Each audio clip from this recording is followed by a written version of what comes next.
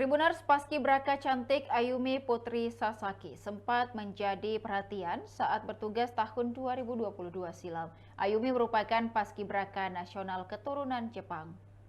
Ayumi bertugas sebagai pembawa baki yang dulu viral karena berparas cantik. Setelah 2 tahun berlalu, bagaimana kabar terbaru Ayumi?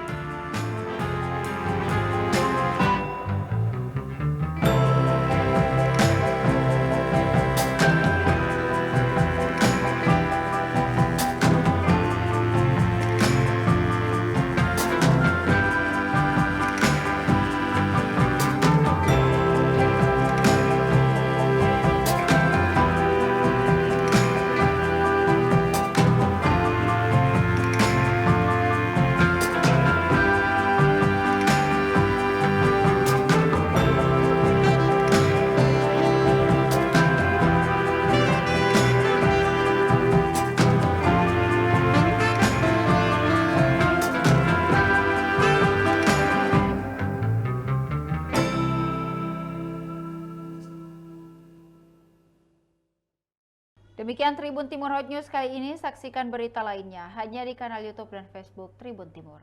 Download Tribun X sekarang, menghadirkan lokal menjadi Indonesia.